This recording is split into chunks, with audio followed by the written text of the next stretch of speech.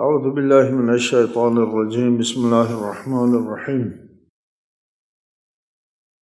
الحمد للہ رب العالمین والصلاة والسلام علی اشرف الانبیاء والمرسلین وآلہ الطیبین الطاہرین۔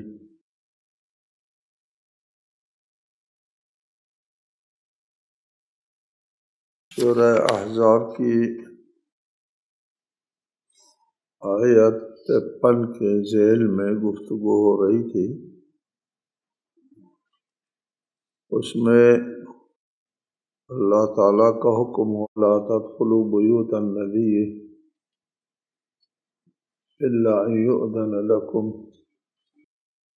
نبی کے گھروں میں داخل مت ہویا کرو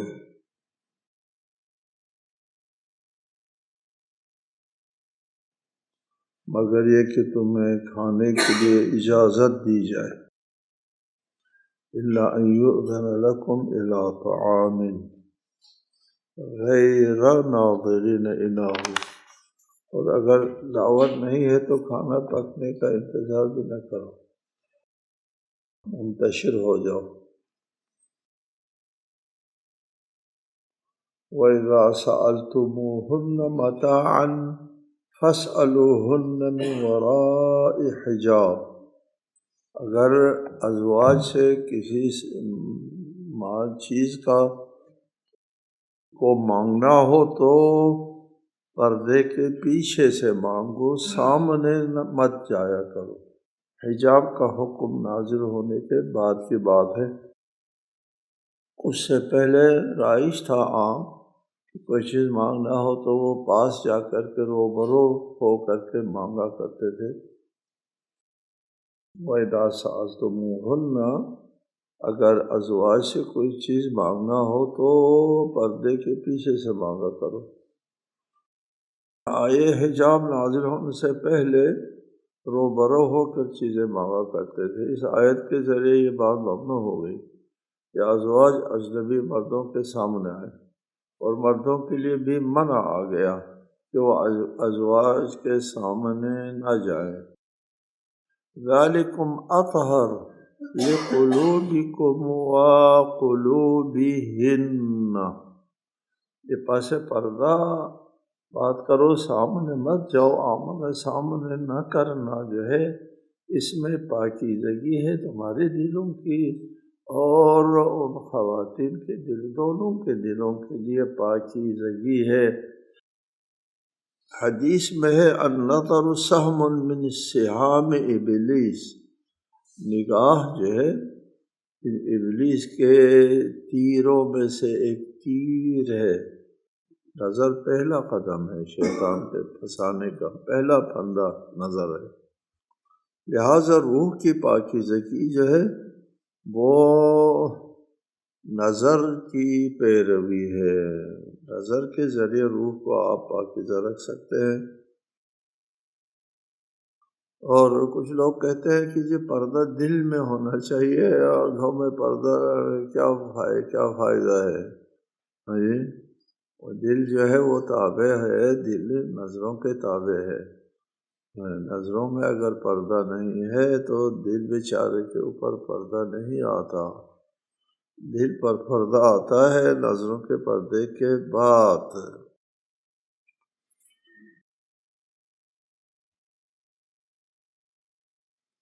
اس لیے جو لوگ پردے کی مخالفت کرتے ہیں اور اپنے جسم کے محاسن کا اظہار کرنا پسند کرتے ہیں، وہ دل کی طہارت کی علامت نہیں ہے۔ اس دل کی کوئی طہارت نہیں ہوتی جس کا کردار کے اوپر کوئی اثر نہ ہو۔ دل اگر پاکیزہ ہے، کردار پاکیزہ، اور کردار کے اوپر کوئی اثر نہیں ہے، اس کا دل کا ایک دھوکہ ہے۔ ایک باہمی مکالمہ جو ہے وہ ذکر ہوتا ہے کہ ایک روشن خیال جو ہے ایک دیندار کے ساتھ مکالمہ ہوتا ہے۔ روشن خیال ہے آدمی ایک، اور دوسرا دیندار ہے۔ روشن خیال اپنی بے حجاب بیوی کے ساتھ گاڑی میں بیٹھی، اور اس کے ساتھ جو ہے وہ دوسرا دیندار آدمی بھی اپنی بیگم کے ساتھ اسی بس میں مثلا بیٹھتے ہیں۔ بیٹھنے کے بعد وہ روشن خیال جو ہے وہ دیندار آدمی کی طرف جو رخ کر کے کہتے ہیں، اس بیچاری کو پردے میں رکھا ہے، اس کو بند کر رکھا ہے، تم لوگ عقل کب آ جائے گی، سوچ بوجھ کب آئے گی، اس کو کیوں پردے میں رکھا ہے؟ دیندار آدمی نے کہا میں معذرت چاہتا ہوں آپ سے کہ میں اپنی بیوی کو پردے میں اس لیے رکھتا ہوں کہ میری پرائیویٹ بیوی ہے۔ یہ سننے کے بعد اس کی بیگم نے کہا چپ نہیں رہتے، میری بھی بےعزتی کر دی اور تمہاری بھی بےعزتی کر دی اس نے۔ یہ ہوتا ہے کہ پرائیویٹ مال جو ہے وہ خصوصی مال اپنے پردے میں رکھتے ہیں، اپنے پاس رکھتے ہیں، اپنے بکسے میں رکھتے ہیں، کمرے میں رکھتے ہیں۔ یہ اور جو سب سے مربوط ہے وہ اس کو باہر رکھتے ہیں، ٹھیک ہے نا؟ سب سے مربوط ہے، کم از کم اس کے محاسن کے سے دیکھ کر کے لذت اٹھانا، یہ بھی تو سب سے مربوط ہوا ہے۔ ہاں جی، اس لیے وَمَا كَانَ لَكُمْ أَن تُؤْذُوا رَسُولَ اللَّهِ، تم کو حق نہیں پہنچتا کہ تم رسول اللہ کو اذیت دے دو۔ وَلَا أَن تَنكِحُوا أَزْوَاجَهُ مِن بَعْدِهِ أَبَدًا، رسول اللہ کے بعد ان کے ازواج کے ساتھ شادی بھی نہ کرو، اس لیے کہ رسول اللہ کو اذیت دینا، رسول اللہ کے بعد ان کے ازواج سے ساتھ شادی کرنا اللہ کے نزدیک بڑا عظیم گناہ ہے۔ رسول اللہ کے اذیت کے سلسلے میں آگے بھی ایک آیت آ رہی ہے، وہاں ہم بیان کریں گے، اور سورہ توبہ میں بھی اس کا ذکر گزرا ہے کہ رسول اللہ کو اذیت دینا جو ہے وہ فی الواقع جو ہے وہ ایمان کے مقابلے میں ہے۔ مومنین کے لیے ایک حکم ہے، اور ان کے لیے اللہ کی مرضی ہے، جنت ہے، اور رسول کو اذیت دینے والوں کے لیے عذاب ہے۔ یہ ایمان کے مقابلے میں آیت کے لب و لہجہ سیاق و سباق سے واضح معلوم ہوتا ہے کہ رسول اللہ کو اذیت دینا ایمان کے مقابلے میں ہے۔ رسول اللہ کو اذیت وہ لوگ دیتے ہیں جن کو رسول اللہ پر ایمان نہیں ہے۔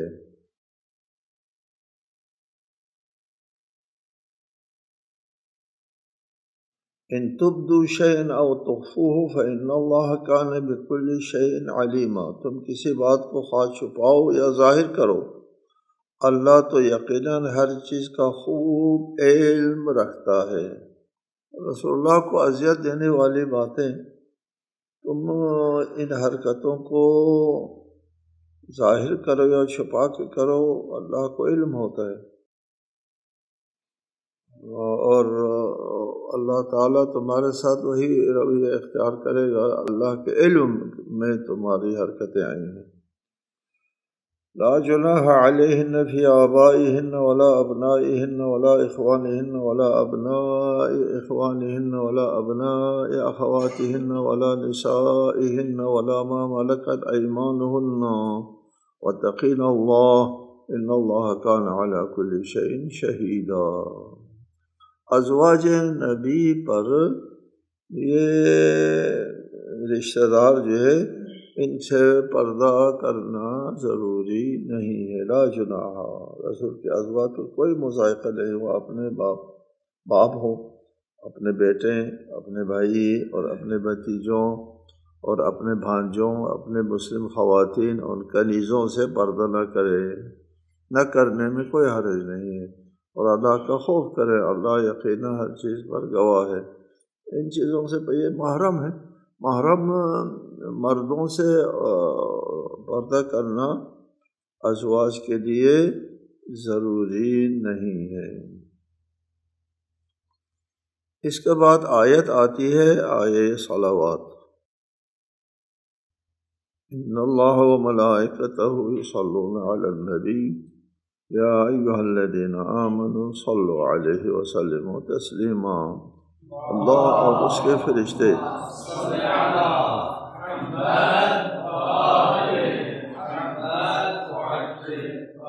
اللہ اور اس کے فرشتے نبی پر درود بھیجتے ہیں۔ اے ایمان والو تم بھی ان پر درود و سلام بھیجو جیسے سلام بھیجنے کا حق ہے۔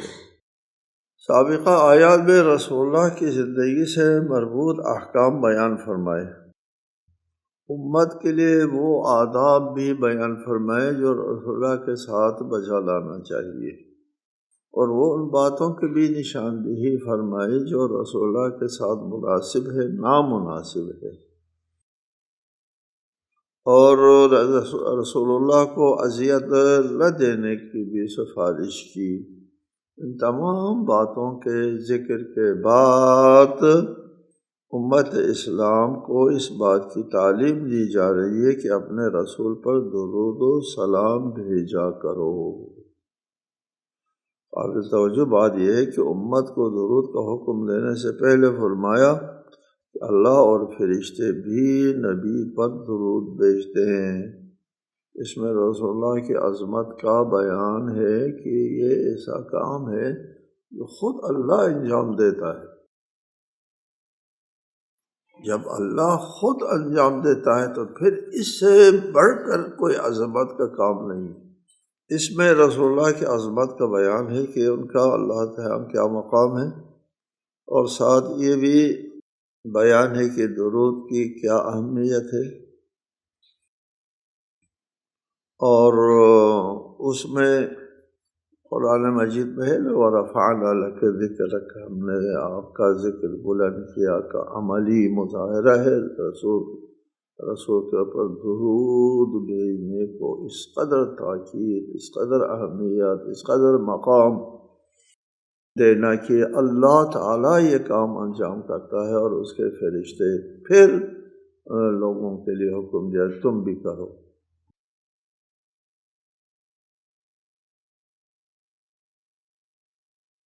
صلوات کیا ہوتا ہے؟ درود بھیجنا کیا ہوتا ہے؟ درود ہے کیا چیز؟ درود یہ ہے کہ الصلاۃ من اللہ عز و جل رحمت، ہمارے ائمہ سے روایت ہے، ومن الملائکۃ تزکیۃ ومن الناس دعاء، درود بھیجنا اللہ کی طرف سے رحمت ہے۔ اللہم اے اللہ رحمت بھیج اپنے رسول پر، اور فرشتوں کی طرف سے پاکیزگی کا اظہار ہے، پاک و منزہ ہے آپ کا نبی ہر عیب سے، اور لوگوں کی طرف سے دعا ہے اے اللہ اپنے رسول کے اوپر رحمتوں کا نزول فرما۔ یہ رسالۃ المآب کے لیے اور رسالۃ المآب اور آل رسول کے لیے دعا۔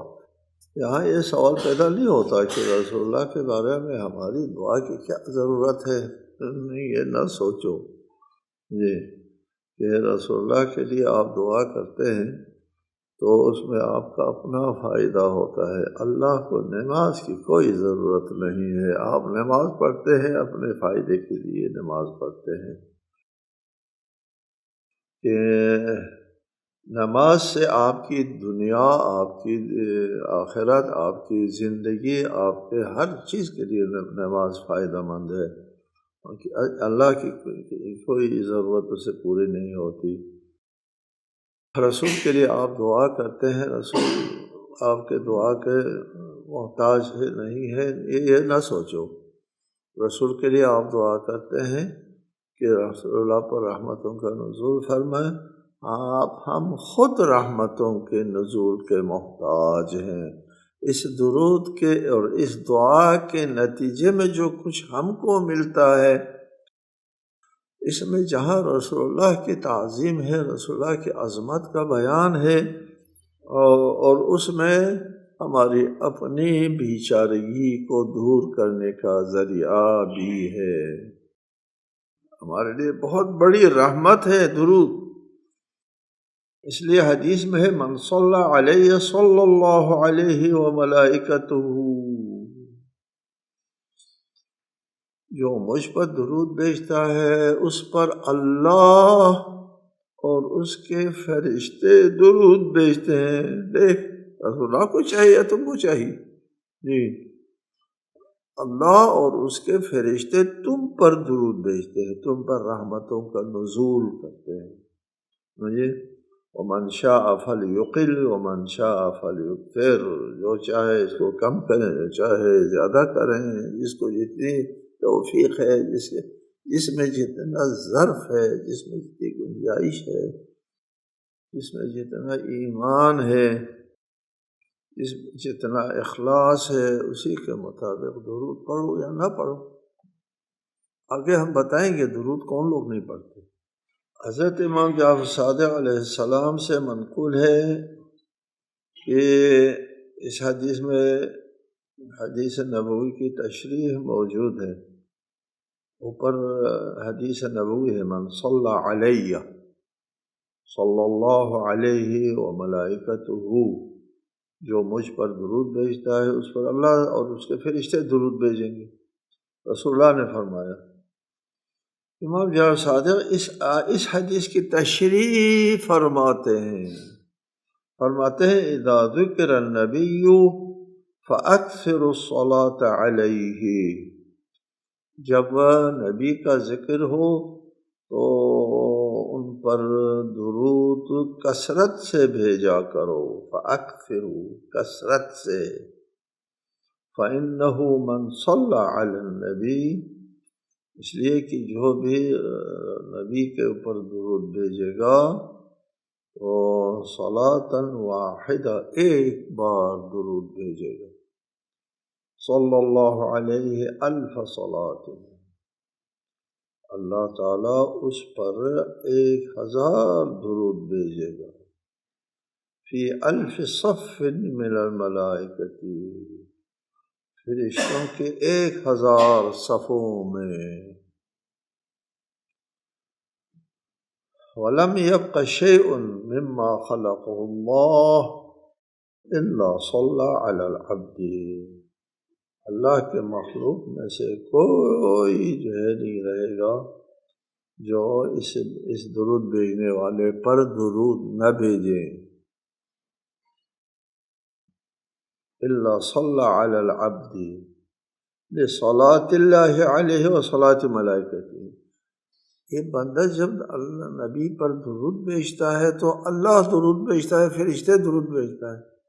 جب اللہ اور فرشتے دونوں درود بھیجتے ہیں تو تمام مخلوق درود بھیجنا شروع کرتے ہیں۔ اللہ اکبر، کتنی عظمت ہے درود کی! اللہ کے درود بھیجنے اور فرشتوں کے درود بھیجنے کو دیکھ کر تمام مخلوقات جو ہے وہ درود بھیجتے ہیں۔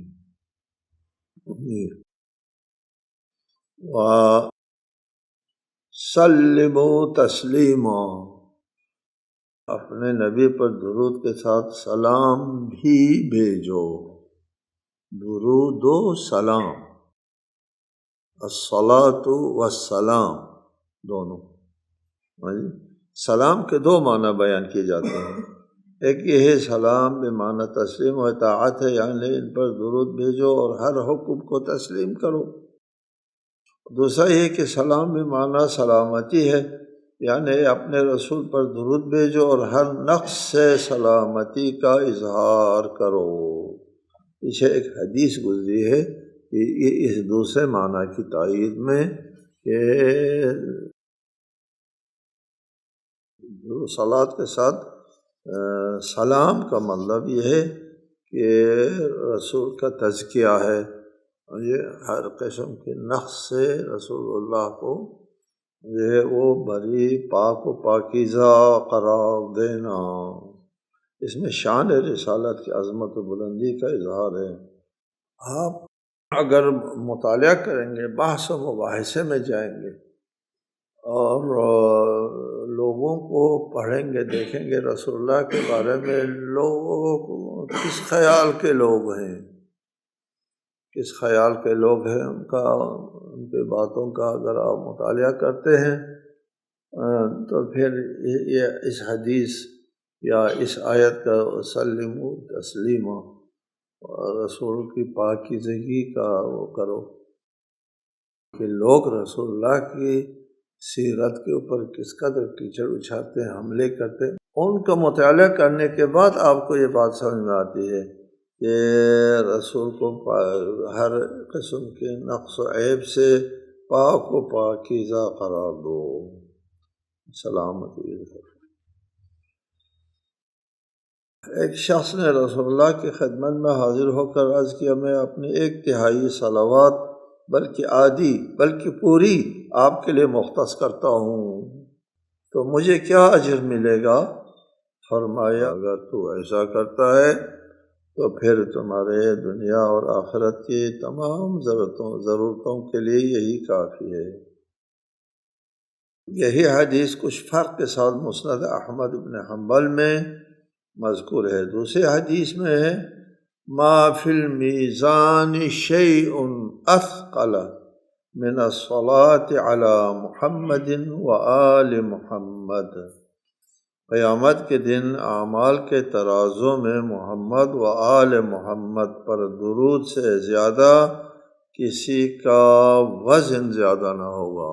کسی کا وزن، درود پر جو وزن ہے، یہ حدیث جو ہے ما فی المیزان شیء اثقل، یہ ہمارے اصول کافی کی حدیث ہے۔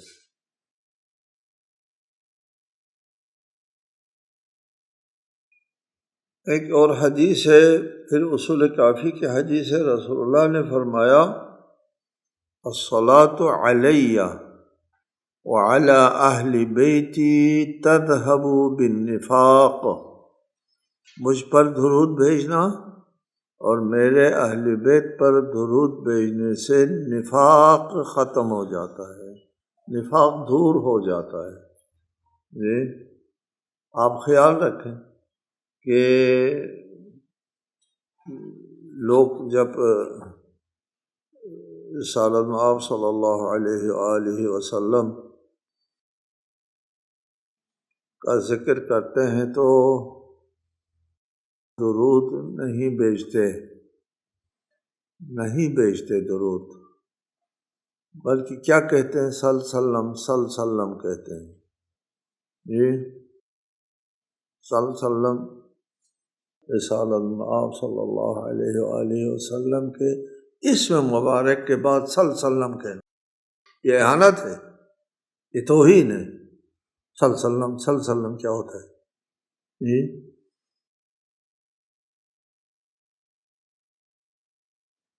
اصلا درود نہیں ہے، ایک چیز۔ دوسری چیز، عام طور پر ہم نے دیکھا ہے صلی اللہ علیہ وسلم علیہ وآلہ نہیں ہوتا، عموماً نہیں ہوتا۔ ہم خیال رکھتے ہیں تو کچھ اہل علم جب وآلہ کہتے ہیں تو ہم کہتے ہیں شاباش جی، تمہارے اندر نفاق نہیں ہے، زندہ باد، اس کو شاباش ہم کہتے، دل سے شاباش وہ نکلتی ہے آواز جب وہ علیہ کہتے ہیں۔ اس لیے فرمایا الصلاۃ علی وعلی اہل بیتی تذہب بالنفاق، مجھ پر اور میرے اہل بیت کے اوپر درود بھیجنے سے نفاق دور ہو جاتا ہے۔ اس کا مفہوم کیا ہے؟ آگے ہم آتے ہیں درود کے الفاظ پر آتے ہیں، اس پر ہماری بحث جو ہے وہ لمبی ہے اور متعدد ایام اس کے اوپر لگیں گے، کافی دن لگیں گے درود کے الفاظ پر۔ کہ رسول اللہ نے جب حکم دیا، اللہ تعالیٰ نے جب حکم دیا درود بھیجو، تو پھر سوال پیدا ہوتا ہے، قدرتی بات ہے کہ اس کا طریقہ کیا ہے۔ جب اللہ تعالیٰ نے حکم دیا اقیموا الصلاۃ، سوال پیدا ہوتا ہے کہ نماز پڑھنے کا طریقہ کیا ہے۔ جب فرمایا وآتوا الزکوٰۃ، زکوٰۃ دے دو، پھر سوال پیدا ہوتا ہے زکوٰۃ دینے کا طریقہ کیا ہے، کس طرح دینا ہے، کس پر دینا ہے۔ صرف یہاں نہیں آ رہا حکم کے لیے، قرآن میں حکم آتا ہے، رسول اللہ اس کے طریقہ اور تشریح کرتے ہیں۔ مثلا نماز کے بارے میں فرمایا صلو کما رأیتمونی اصلی، قرآن نے کہا نماز پڑھو، رسول اللہ نے فرمایا جس طرح مجھے نماز پڑھتے دیکھو اسی طرح نماز پڑھا کرو۔ طریقہ رسول اللہ بیان کرتے ہیں۔ تو یہاں یا ایھا الذین آمنوا صلوا علیہ، رسول پر درود بھیجو کا حکم قرآن میں آیا ہے، تو قطعی بات ہے، ضروری بات ہے، لازمی بات ہے۔ صلو علیہ کا طریقہ کیا ہے، کس طرح ہم درود بھیجنا ہے، کون بتائے گا؟ جس پر وحی نازل ہوئی وہ بتائے گا، رسول اللہ بتائے گا۔ یہ ذمہ داری رسول اللہ کی ہے کہ وہ امت کو بتائیں کہ درود کس طرح بھیجنا ہے، جس طرح نماز کا طریقہ بتایا، زکوٰۃ کا طریقہ بتایا، روزے کا بتایا، حج کا بتایا، بالکل اسی طرح اس کا بھی طریقہ بتانا جو ہے وہ رسول اللہ کے ذمہ ہے، اور رسول اللہ نے بتایا ہے، اور تواتر سے ہم تک یہ رسول اللہ کا حکم پہنچا ہے کہ یہ درود کس طرح بھیجنا ہے۔ آئندہ ہم تفصیل بیان کریں گے انشاءاللہ تعالی۔